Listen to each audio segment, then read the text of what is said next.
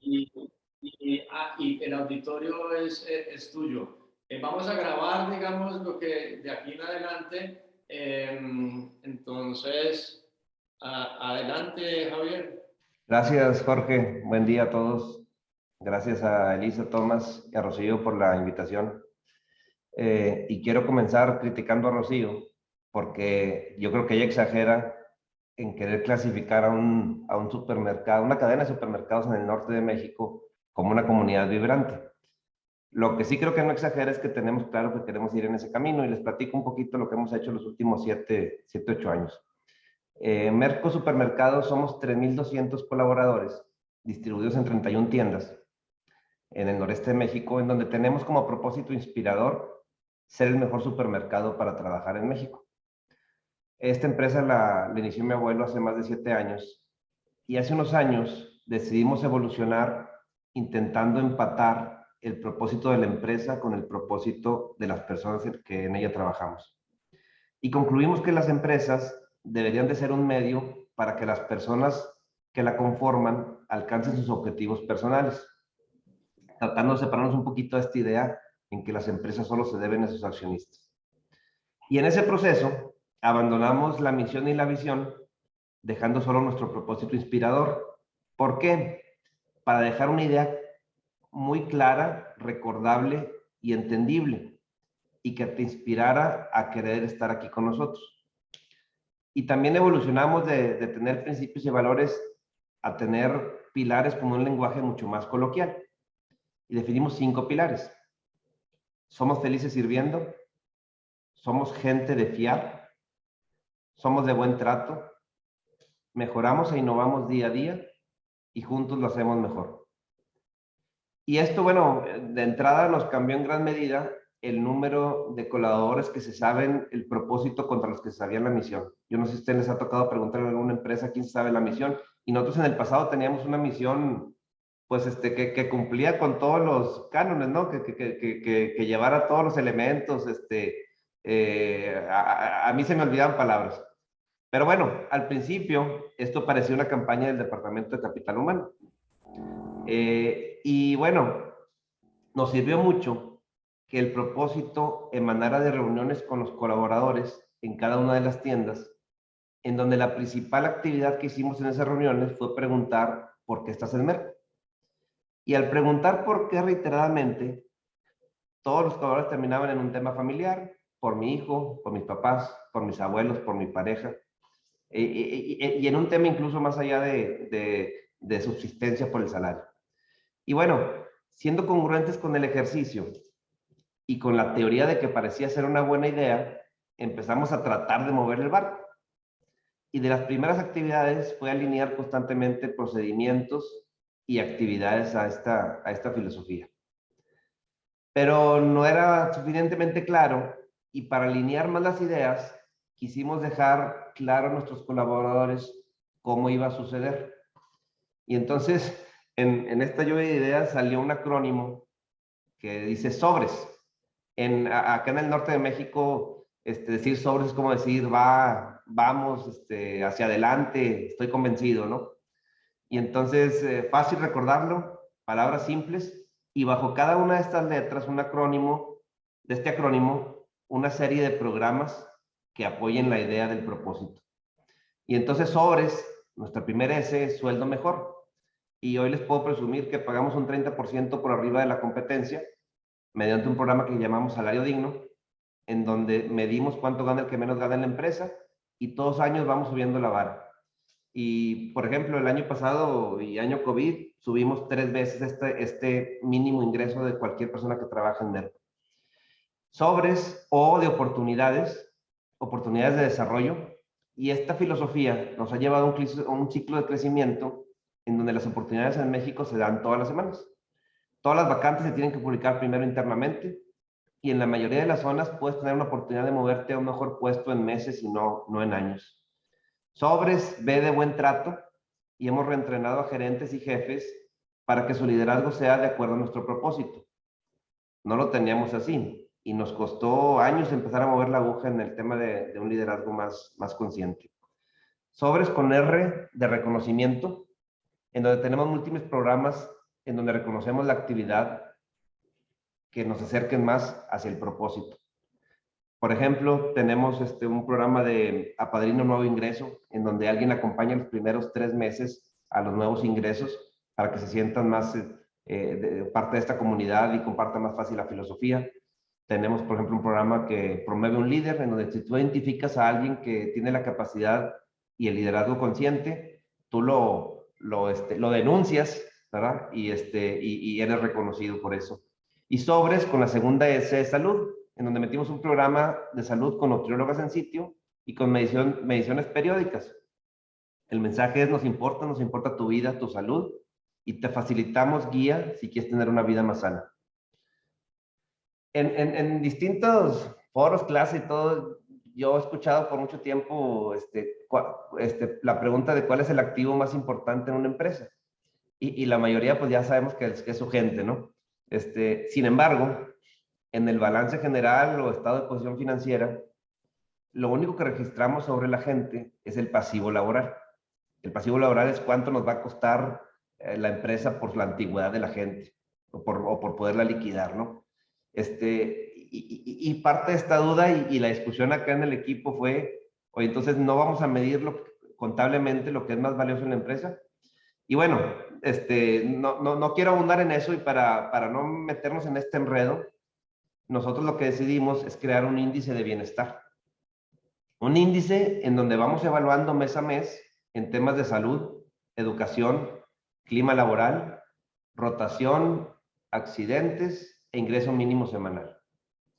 No pudimos agregar a los estados financieros, pero creamos este índice que vemos en el inicio de cada una de nuestras reuniones de dirección o de consejo y que resulta un termómetro para ver si vamos en el camino correcto hacia nuestro propósito.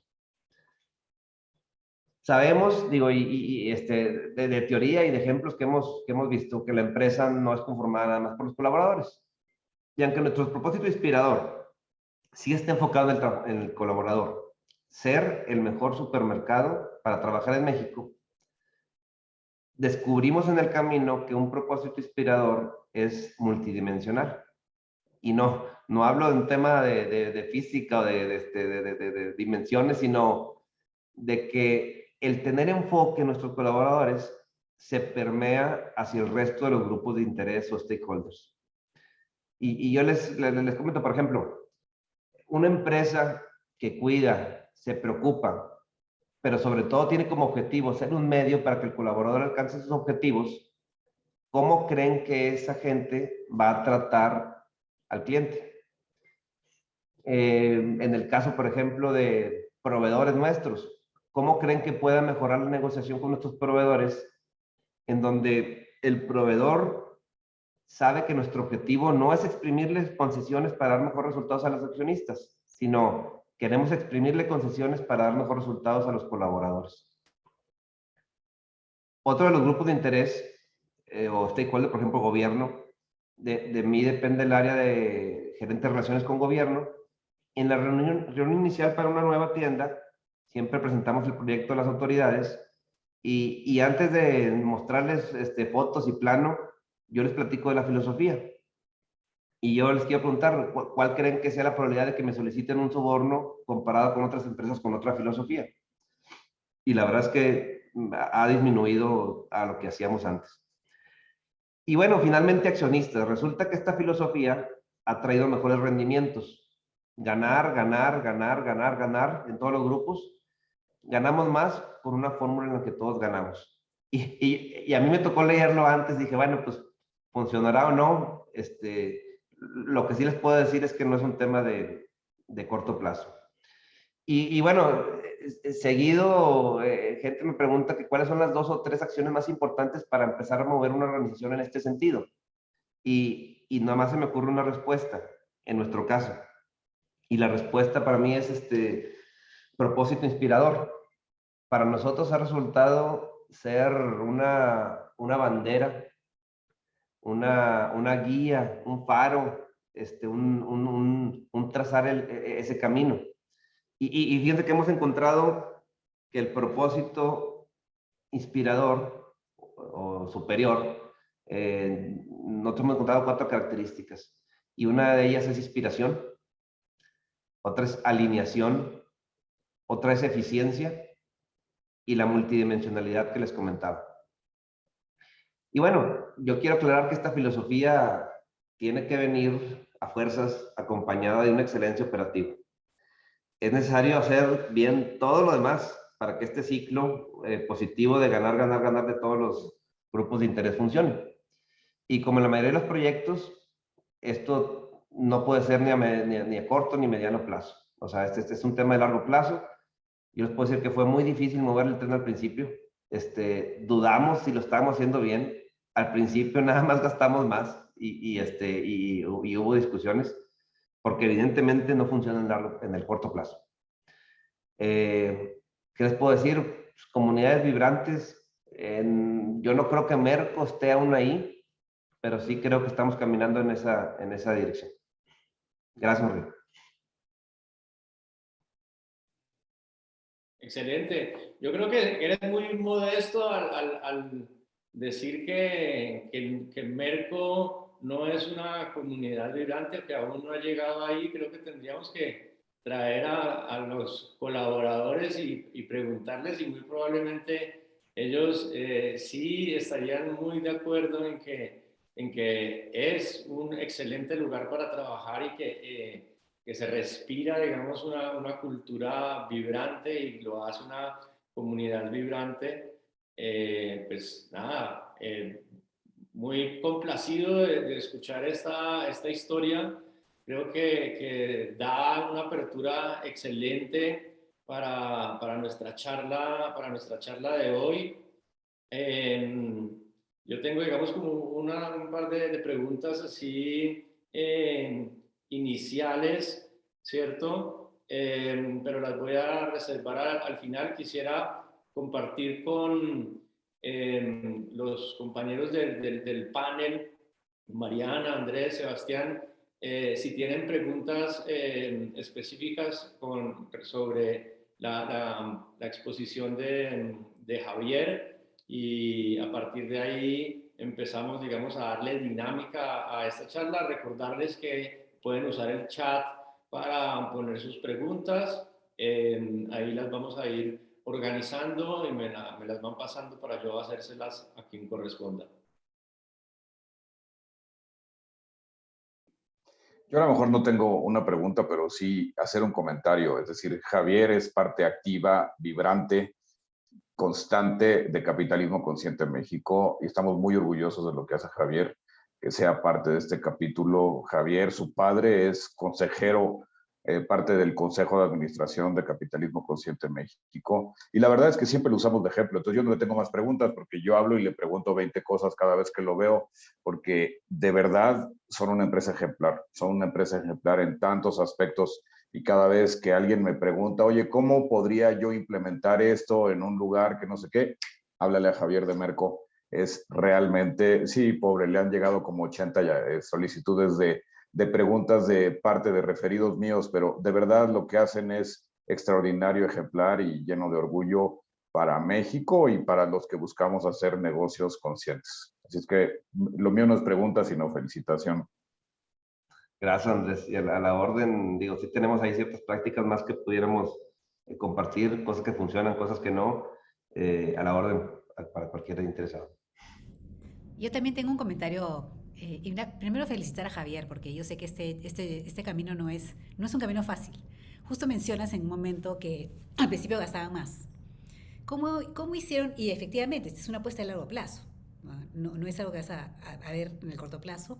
Uno de los grandes paradigmas cuando explicamos lo que es capitalismo consciente es justamente, oye, no me puedo dar el lujo, es muy caro. Me encanta, pero es muy caro.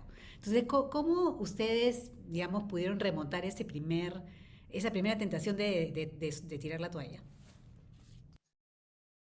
Es que mira, uno de los motivantes, digo, no traigo la pensión, me gustaría mostrarles ahí una gráfica en donde nosotros teníamos una rotación del 100%, y en el retail es un tema complicado porque los sábados y domingos tienes que trabajar y a largas horas. Y entonces nosotros nos preguntamos, oye, ¿por qué la gente no quiere estar aquí, ¿verdad?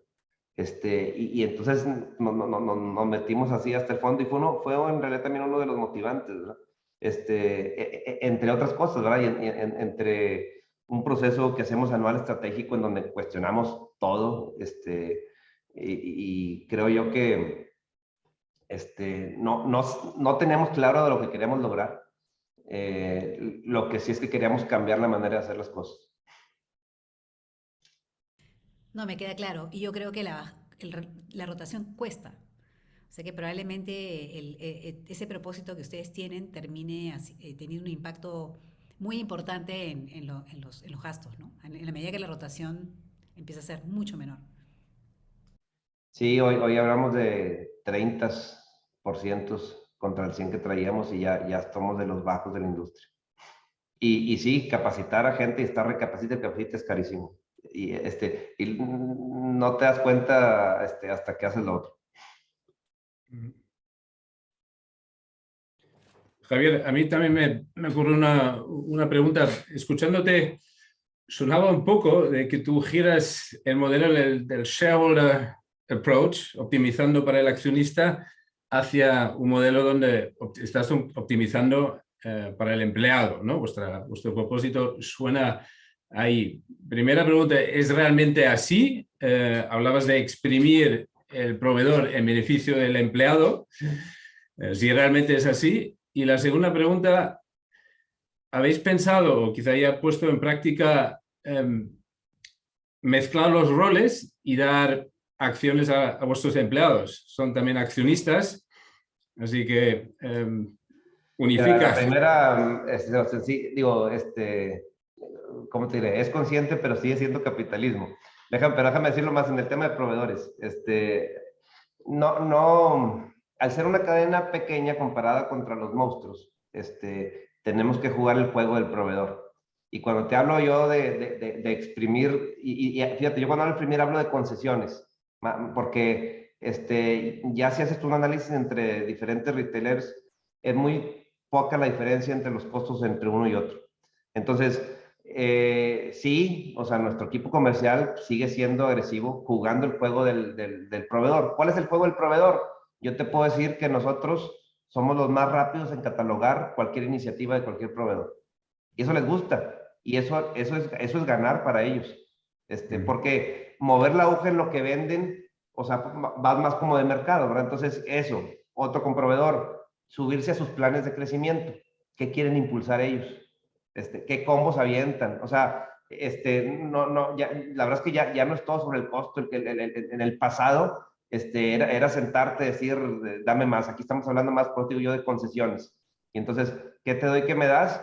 Y la verdad es que acabo de ver el análisis de Coca-Cola del año pasado con nosotros, y crecimos el doble que el mercado con ellos. O sea, por un decir así, y no nos dieron mejor costo. Entonces, por ahí va el tema.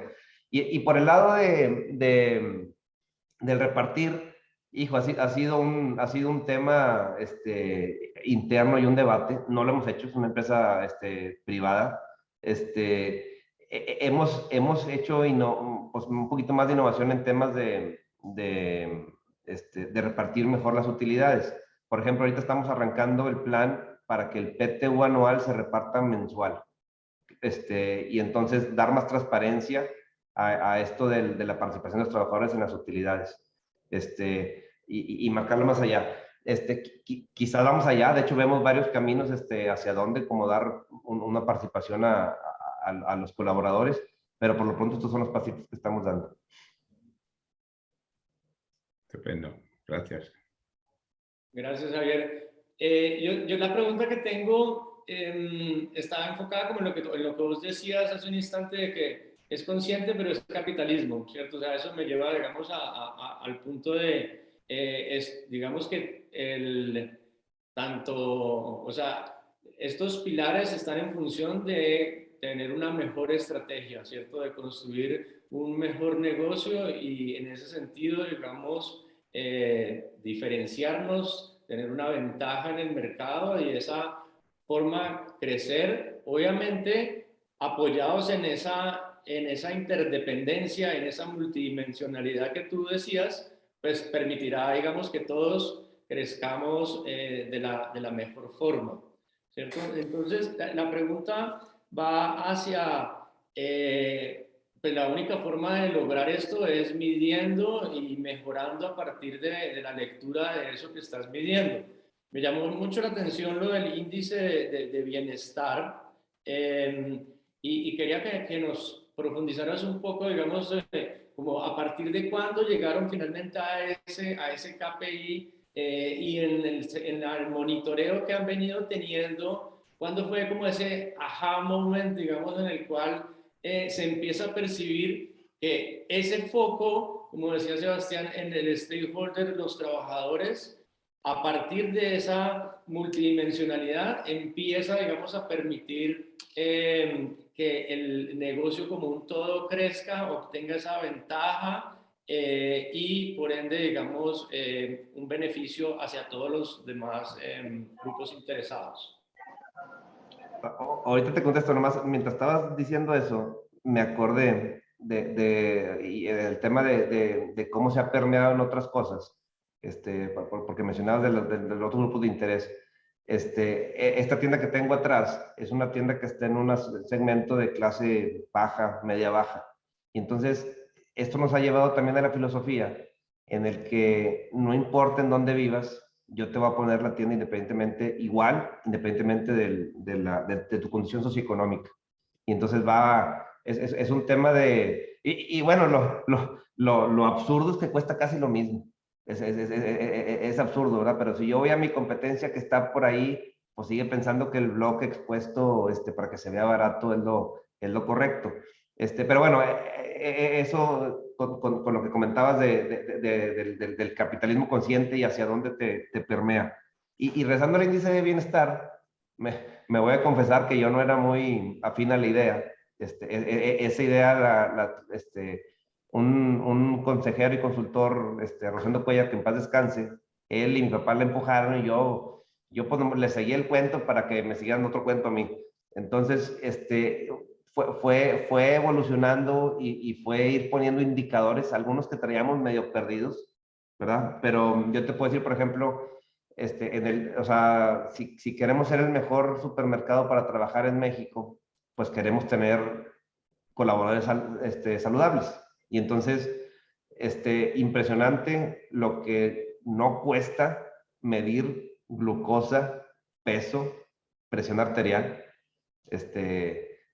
O sea, o sea, no lo ves el gasto adicional y el mensaje que transmite la gente.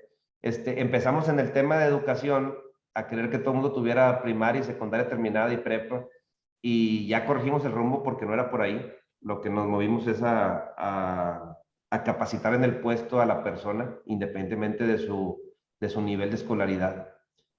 Eliminamos, obviamente, requisitos de escolaridad para todos los puestos. Creo yo que fue por eso me regreso yo a la bandera guía principal, que es el propósito. O sea, y a eso me refiero yo con alinear todas las cosas del propósito, ¿verdad? O sea, el índice de bienestar hace mucho sentido para cumplir el propósito. Es más, es un termómetro para el propósito. Entonces, los elementos y los programas han emanado de ahí. Y si lo haces así de manera estricta, también hay los que apagas, ¿eh? O sea, hay cosas que hacíamos que dices, no podemos hacer esto con este propósito.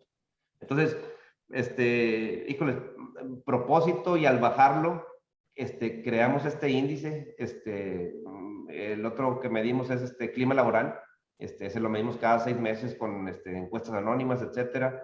La rotación, obviamente, que teníamos es un indicador importante y lo medimos semana a semana, y lo presentamos en el índice de bienestar en el mes. Y bueno, ¿cuánto gana el que menos gana en nuestra empresa? Y ese es un indicador muy importante. Entonces, ese no se puede mover semana a semana, pero en la última reunión de comité directivo decidimos que cualquier excedente del presupuesto en cuanto a Guafir se iba a salario digno. Estaba la discusión si la mitad, si todo, y ahorita el común acuerdo de los directivos es que cualquier excedente sobre lo que presupuestemos de Guafir o EBITDA, el excedente pasarlo a salario digno.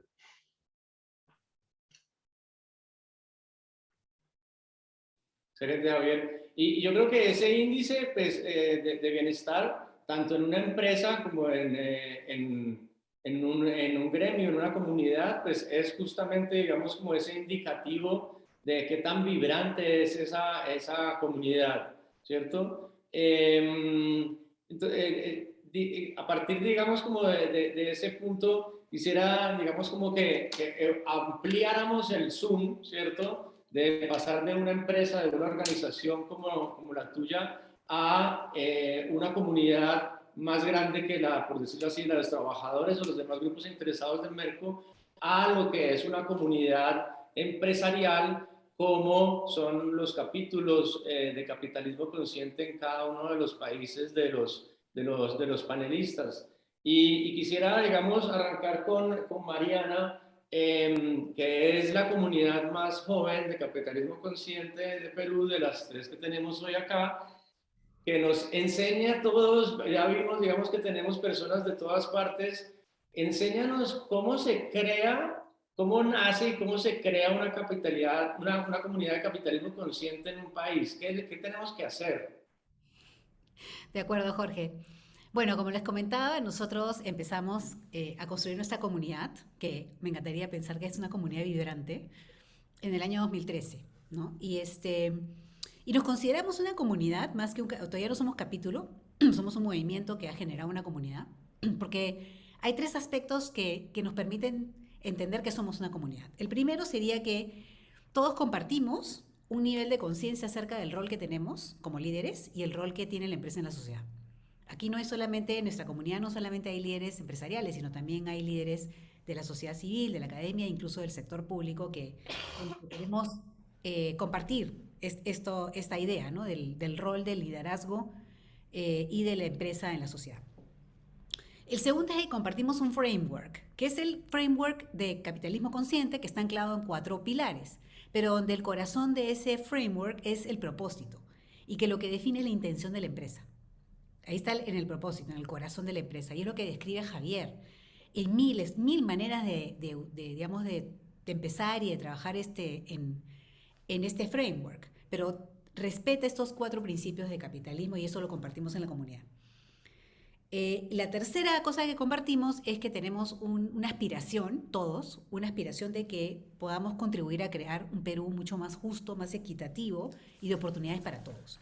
En ese sentido, estamos convencidos de que debemos tener una postura y voz pública como líderes empresariales frente a la defensa de la democracia y de la libertad. Que en nuestros países seguramente todos estamos preocupados por este incremento del populismo y la percepción antiempresarial que se está generando. Y estos 3 aspectos que compartimos son los que nos anclan como comunidad. Ahora tenemos alrededor de 500 líderes en nuestra comunidad que están en diferentes niveles de conciencia, de compromiso y de participación. O sea, es decir, empiezan para tener conciencia del tema y luego van llevando a niveles más altos de compromiso con ella, por ejemplo, como Javier, implementarlo dentro de su empresa y luego una participación en el mismo movimiento para generar pues, más tracción en el sistema. Y consideramos que estas 500 personas, estos 500 líderes, están dentro ya de la esfera del capitalismo consciente.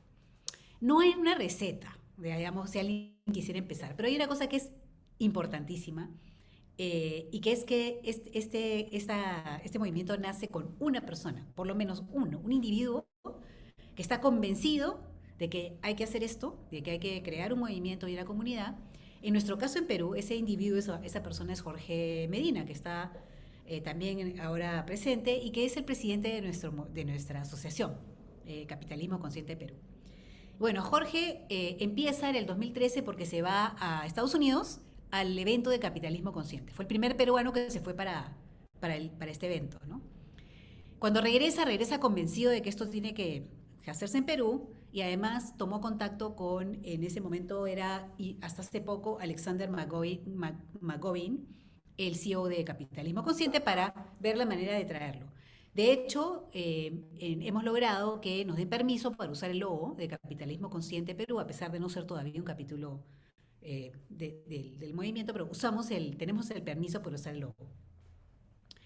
Y él empieza, pues, ¿no? Y baila solito. Entonces, poco a poco se van uniendo al baile los primeros seguidores. Yo me uní al baile de Jorge en el sentido de que fue una de las primeras. Esos De las... primeros seguidores son los que convierten al loco en líder, ¿no? Porque Exacto. el Sí, primero que exactamente. salta ahí al frente del tanque, pues está muy bien, pero solamente hasta cuando llegan esos primeros seguidores es que se convierte en líder y eso empieza a volverse movimiento. Estoy 100% de acuerdo contigo. Así que unos cuantos también podemos llamarnos un poco locos, que decidimos unirnos al baile, a la danza de Jorge, y se formó un grupito, yo diría, un grupito de estudio. Más que un movimiento en el comienzo, fuimos un grupo de estudio. O sea, nos dedicamos a básicamente entender qué era capitalismo consciente, a nosotros mismos aprender, porque, digamos, para poder convocar a más líderes empresariales, había que traspasar tres mitos y tres paradigmas, que son los que existen y continúan siendo paradigmas con los cuales tenemos que, digamos, argumentar de alguna manera, ¿no? Eh, los tres paradigmas son, el primero es, yo ya tengo un área de responsabilidad social. O sea, ¿de qué me estás hablando? Si yo ya hago responsabilidad social, tengo un área, tengo un jefe de responsabilidad social. Y no hay todavía esa conciencia de que el propósito tiene que estar en el corazón de la empresa. No puede ser simplemente un área que tienes y que hace responsabilidad social. El segundo es este de que en realidad yo soy una empresa, no una ONG. Y yo estoy aquí para hacer, digamos, para mover el capital, ¿no? Y no me puedo distraer de esas cosas. Y finalmente el último mito es el que habla, justamente el que le comenté a Javier en la pregunta, que es, oye, me encanta la idea, pero esto es caro. Y yo no me puedo dar el lujo de hacer eso. Es demasiado caro. Y tenemos, y la manera de, digamos, de inspirar a otros líderes para que se comprometan auténticamente con este framework y con esta forma, esta forma de pensar que es diferente, primero teníamos que estar nosotros convencidos. Y este primer grupito de estudio más o menos tuvo un tamaño de 20 personas. 20 líderes empresariales que, digamos, de los poquitos de Jorge hasta 20. Y es a partir del 2018 que nosotros empezamos una estrategia de despliegue. Y empezamos con una estrategia de despliegue a través de eventos. El primero fue un evento en el año 2018 en el Club Empresarial, un club muy conocido en Lima, donde participaron más de 120 líderes empresariales y hubo mucha acogida al tema. Pero eso simplemente fue como una especie de presentación del movimiento. Luego hicimos un evento en la UPC, la universidad que yo he cofundado, en la cual sí trajimos a Raxi Sodia, hicimos un foro con él. A este evento asistieron más de 100 líderes empresariales en el auditorio. Y lo bueno fue que, además de que Rax supo explicarlo muy bien, y hubo mucha acogida de los líderes, hubo bastante rebote mediático. Se empezó a conocer que, digamos, la palabra capitalismo consciente no existía, pero tampoco existía propósito, ni valor compartido, ni stakeholders. O sea, todo este nuevo lenguaje empresarial empezó a estar en los medios.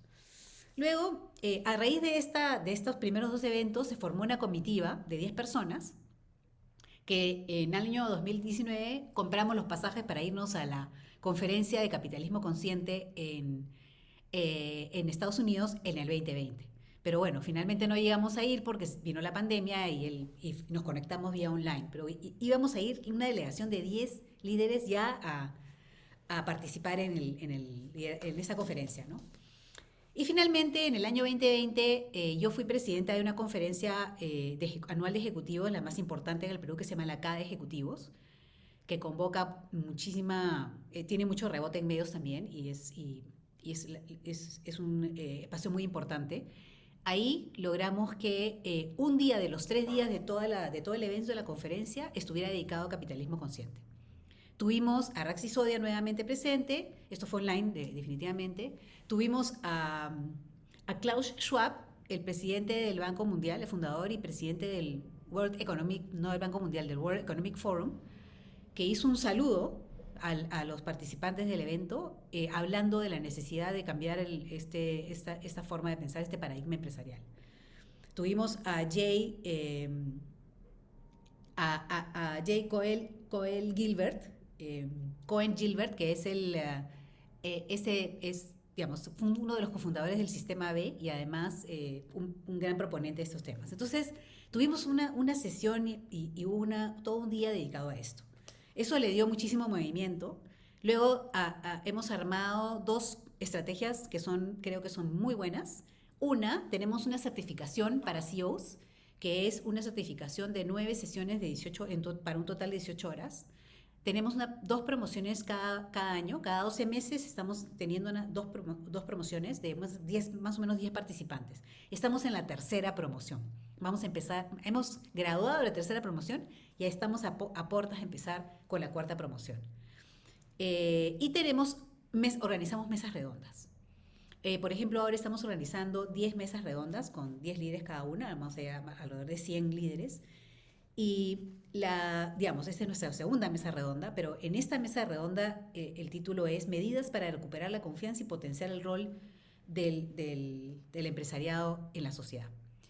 Todo el resultado de esas mesas redondas lo compendiamos y se convierte en un insumo para que este tema sea presentado en los medios y que se debata y tenga mucho rebote en general, ¿no?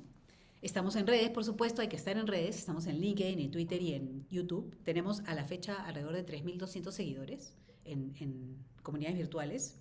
Nuestra comunidad virtual es de alrededor de 3.200 participantes. De hecho, no estamos solos. Tenemos otras entidades, asociaciones que están en el ecosistema del capitalismo consciente. Tenemos alianzas con una asociación que es IPAE, que trabaja valor compartido, con Sistema B y con Perú Sostenible, que tiene una comunidad de líderes de la sostenibilidad. Apoyamos muchísimo el proceso de que se aprobara la ley de sociedades en beneficio en Perú y se fue promulgada en el Congreso en el 2021. Ahorita se está haciendo todo el reglamento y lo que estamos tratando de hacer es inspirar a estos primeros locos que van a empezar la danza lanzándose a hacer una sociedad de beneficio en Perú, ¿no? Entonces sí, tenemos que encontrar a uno que sea ese primero que se lance al... En eso, entonces, probablemente en Colombia estamos un poquito más avanzados. En todo lo que tú nos contaste, pues nos llevan, digamos, una gran ventaja. En la ley de sociedades BIC, digamos, se aprobó acá hace ya un tiempo y ya hay 1.400 empresas, sociedades de beneficio de interés colectivo que dan, digamos, como ese inicio, digamos, a esa comunidad. Pues tomamos atenta nota, Mariana, de que nos queda clarísimo cómo se gesta y cómo se crea esa comunidad vibrante de capitalismo consciente en un país. Me gustaría preguntarle a Andrés cómo consigue entonces después muchos Javieres, muchos empresarios, muchos inversionistas que se vayan, digamos, uniendo, digamos, a ese movimiento y que justamente por ser empresas exitosas a través de la filosofía y los pilares, pues vayan, digamos, creciendo esa ola. Entonces, cuéntanos, Andrés, cómo elevamos el nivel de conciencia y traemos muchos más Javieres a esas comunidades. Gracias, Jorge. Pues te cuento que nosotros formalmente nos constituimos como capítulo hace 5 años. Rocío, que está por ahí, fue la primera Managing Director, la que nos ayudó desde Monterrey a echar adelante esto. Y pues para poder atraer más empresarios, tuvimos que plantear un plan estratégico bien concreto y planteamos 3 objetivos que queríamos, ¿no? Uno era que la palabra capitalismo consciente, así como lo platicó Mariana, que dejara de ser un término antagónico, la palabra capitalismo y consciente, y que la comunidad entendiera que los 2 términos pueden coincidir como algo positivo, ¿no? Entonces queríamos hablar del tema y asegurar que el término desaparecía de la parte negativa y pasaba a la parte positiva.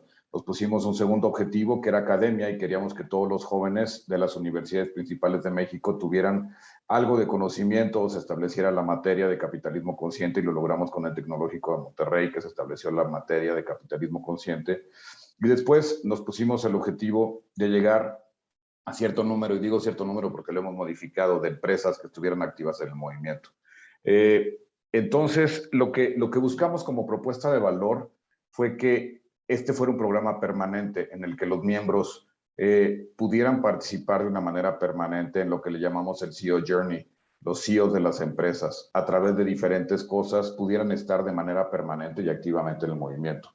Pero creo que el secreto fue poderles decir a ellos ¿qué quieres tú aportar? Más que qué obtengo de ser miembro, ¿qué quieres aportar? Y esto, las empresas conscientes de entrada quieren aportar a la comunidad.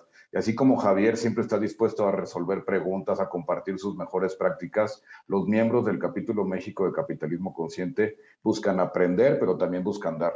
Y entonces, esta comunidad de aprendizaje mutuo en el que las empresas conscientes y los líderes de estas empresas conscientes están claramente comprometidas con aportar, con compartir, con aportar al mismo tiempo que reciben. Y entonces entender que Capitalismo Consciente es un capítulo México, al menos como funcionamos en el capítulo México, es un ente facilitador que facilita la interacción en una comunidad de líderes conscientes y empresas conscientes, en las que a través de diagnósticos, a través de webinars, a través de eventos, empiezan a interactuar, a aprender unos de otros, y de esa manera todos juntos crecemos en este proceso de ser empresas conscientes.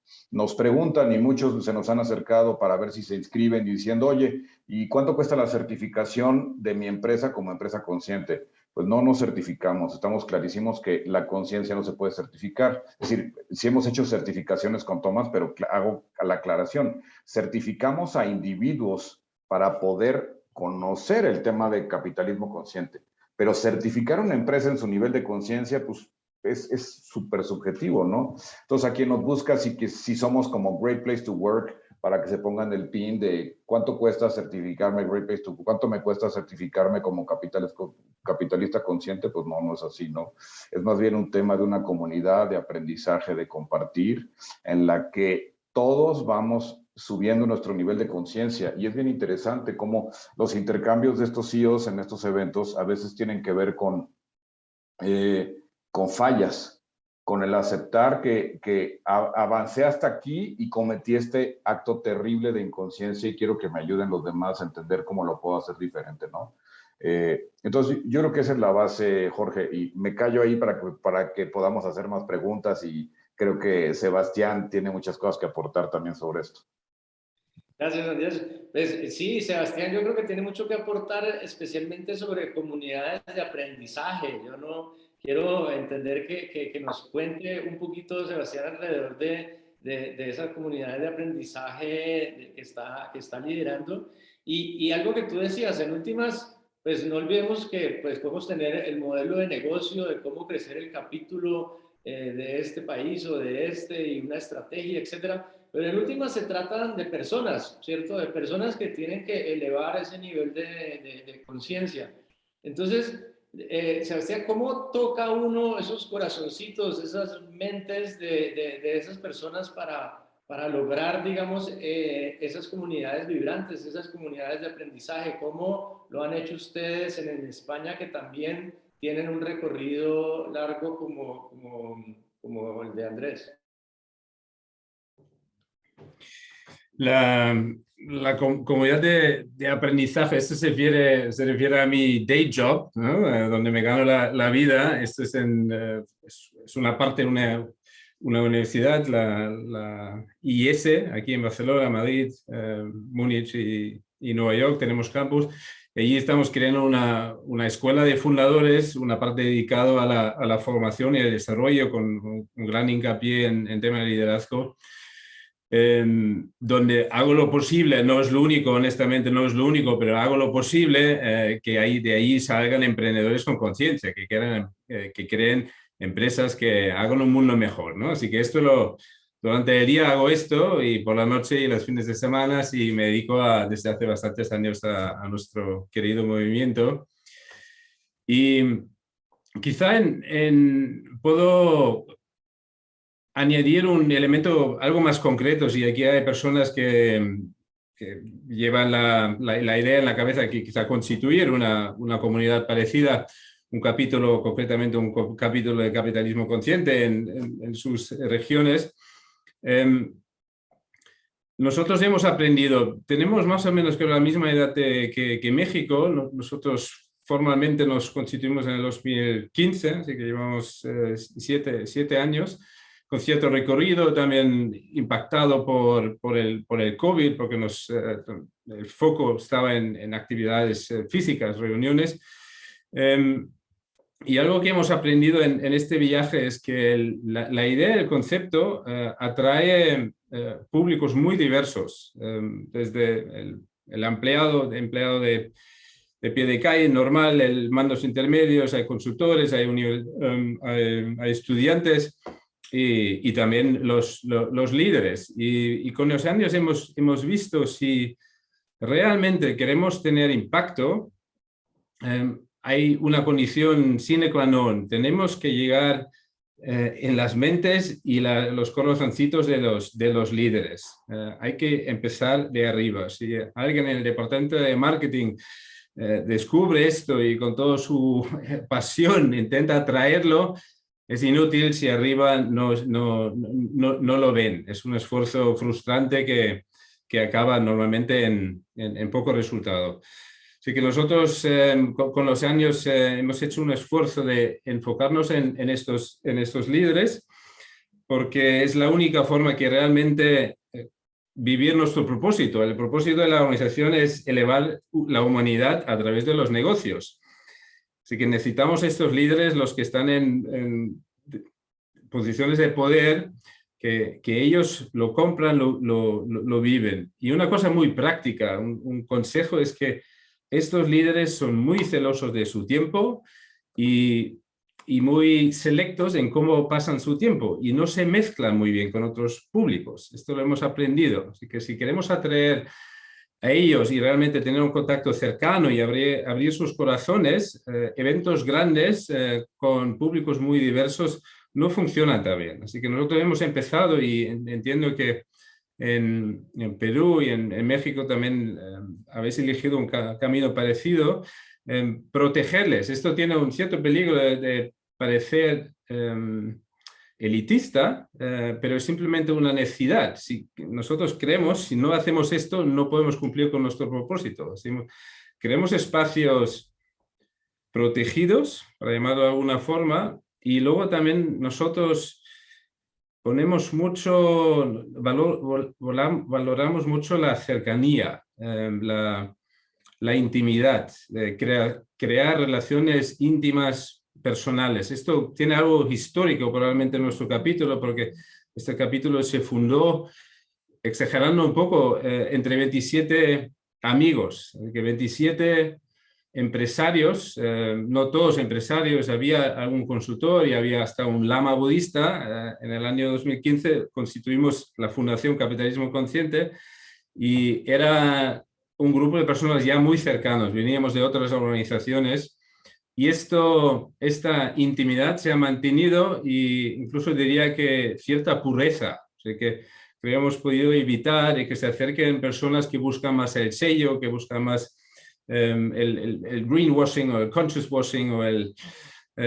estar allí para figurar, pero no con una motivación pura. Y en este espíritu, la labor que hacemos con los líderes, nosotros los llamamos los líderes de referencia para tener un término un poco más neutro y no solo hablar de CEOs. Y muchas cosas que hacemos realmente son grupos pequeños donde se puede hablar con mucha franqueza, con vulnerabilidad. A veces lloramos también con lo que escuchamos y vivimos. Y esto crea una comunidad pura y cercana. Y creemos que desde ahí movemos corazones y luego estos corazones en sus propias organizaciones realmente empiezan a cambiar cosas. Y os acabo con una anécdota de mi amigo Enrique, que acercó, era miembro de un comité de dirección de un banco, se acercó hace bastantes años, atraído por la idea, desde ahí no era el CEO, intentó cambiar esta organización, pero no lo logró. Tiró la toalla y más o menos el día que tira la toalla se le acerca la propietaria de otro banco y le ficha para transformar esta organización desde la perspectiva con la intención de hacerla consciente y hasta cambiar el sector de las finanzas. Y el otro día me contó de que han renunciado está en un proceso, lleva 3 años en proceso de transformación, difícil, duro, con mucha presión también por resultados, pero han renunciado a una transacción muy grande de varios millones porque no cumplía con sus términos éticos, lo que se han autoimpuesto, sus propias reglas, con mucho dolor, con dudas, pero el día siguiente se acercaron 5 empleados de todos los niveles, entran en su despacho y le felicitan por esta decisión. Y para mí es bonito ver durante todos estos años que está cerca de nuestro, forma parte de nuestro movimiento, y poco a poco, no es fácil, poco a poco deja huella y está transformando esta organización. Y esta anécdota me movió porque me enseña de que la labor que hacemos aquí tiene impacto, no en millones de personas y empresas, pero aquí en nuestra pequeña comunidad sí que poco a poco vamos teniendo impacto, tenemos huella, y esto provoca que me sigo dedicando con esto con mucha pasión. Muchas gracias, Sebastián. Qué bonito, digamos, relato, y realmente nos enseña que todos los movimientos empiezan desde pequeños, ¿no? Y que esas estrategias así de small fires, pues, funciona, y por ende no hay que esperar a que todos los planetas se alineen, digamos, para iniciar una comunidad vibrante en cualquiera de nuestras ciudades y regiones. Un anuncio rápido, digamos, para el público, digamos, hasta la 1 teníamos, digamos, como agendado el programa general, por decirlo así. No obstante, tendremos 30 minutos más para continuar, digamos, con la charla y responder preguntas del público. Entonces, bienvenidos todos los que puedan continuar con nosotros y acompañarnos unos minutos más. Y voy a abrir con no una, sino 2 preguntas, y se las voy a tirar ahí como papas calientes para ver quién quiere agarrar cuál. Y son realmente papas calientes. Una es, bueno, ¿de dónde sale el dinero, no? O sea, qué tan costoso puede ser, digamos, crear una comunidad, un capítulo de capitalismo consciente, y cómo logra, digamos, uno ese funding, pues, para ponerlo a andar. Esa es una. Y la otra, que me imagino que debe salir de algún compatriota colombiano, porque estamos en momento de elecciones aquí y por ende el tema político está candente. Entonces, ¿cómo lograr, digamos, que no se politice, digamos, los temas de capitalismo consciente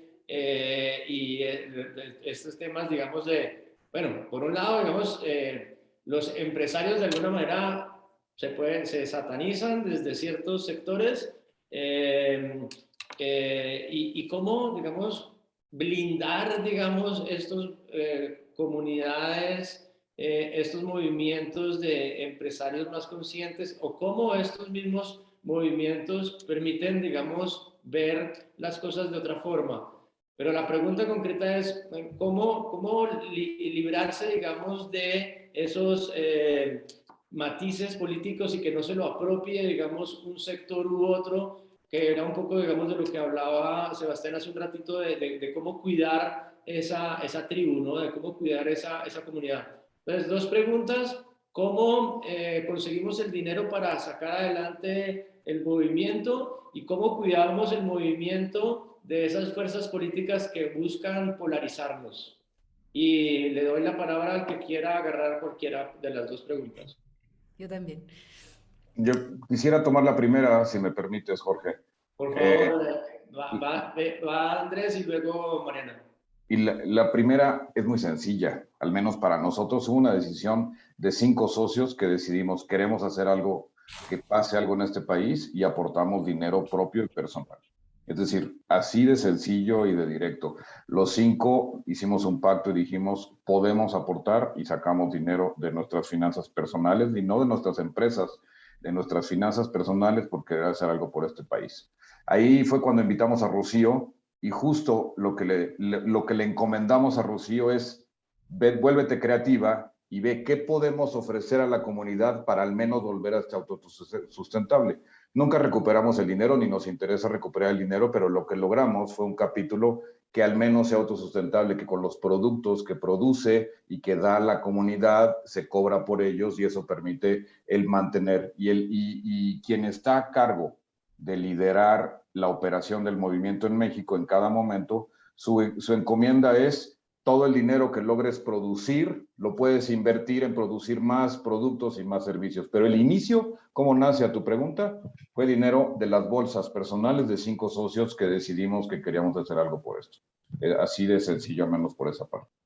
Clarísimo. Entonces, yo creo que responde pues, contundente la pregunta. Hay un capital semilla, por decirlo así, que como cualquier emprendimiento nace pues, de familia, amigos, etcétera. Y luego es diseñar e implementar un modelo de negocio de impacto, ¿cierto? O sea, esto no puede ser una fundación como tal que dependa de la filantropía, sino que tiene que encontrar esos productos que lo permitan ser autosostenible. Gracias. Exacto. No nos vemos como fundación, pero sí not for profit. Es decir, no buscamos generar ingresos, pero estar en punto de equilibrio. Pero reinvertirlo para seguir continuando con impacto. Adelante, Mariana, ¿qué pregunta vas a abordar? Bueno, la primera papa caliente que iba a abordar ya la abordó perfectamente. Se parece muchísimo en Perú. Así que me lanzo por la segunda papa caliente. ¿Cómo proteger al capitalismo consciente de las fuerzas políticas que pretendan desnaturalizarlo, ¿no es cierto? Nosotros creemos y estamos muy anclados en que la forma en que vamos a transformar las empresas para que crezcan y sean empresas conscientes es a través de elevar la conciencia de los líderes, es decir, las personas. Entonces, nuestro enfoque es bien claro hacia los líderes. Y una de las cosas que estamos trabajando es en fomentar un liderazgo empresarial activista. Es decir, que no sea la empresa la que hable, sino del capitalismo consciente, sino sea el CEO o los líderes empresariales de alto nivel de las empresas, hablen de manera muy clara, muy honesta, muy transparente, muy auténtica, acerca del quehacer nacional, de lo que está sucediendo, que está completamente, de repente no tiene nada que ver con tu empresa, pero se está esperando que los líderes empresariales empiecen a tener una voz y una postura frente a temas que amenazan la democracia, la libertad, la economía social de mercado, o causas como la diversidad de género, la igualdad de oportunidades, etc. Entonces, estamos fomentando eso. De hecho, es un riesgo. No es fácil salir a hablar porque, digamos, tienes el riesgo, te vuelves vulnerable, no solamente tú, sino la empresa. Pero es absolutamente necesario. En la medida que son personas que son auténticas y que además pueden hablar porque han generado credibilidad en sus empresas, es decir, están trabajando capitalismo consciente en sus propias empresas, tienen la credibilidad suficiente como para que su voz tenga peso, sea escuchada, y en el tiempo, lo que está pasando en el Perú por lo menos, es que ya hay un primer grupo digamos, de líderes empresariales activistas que se ha lanzado a tener postura. Y esa es la forma de proteger desde mi punto de vista, sería la mejor forma de protegernos de que se tome esto y se politice. Gracias, Mariana. Pues voy a tomar ese ejemplo y voy a volverme vulnerable también acá y voy a darle la palabra a alguien que quiera hacerle una pregunta específicamente a Sebastián. Entonces, cualquiera del público que tenga una pregunta para Sebastián, levanta la mano y le damos la palabra.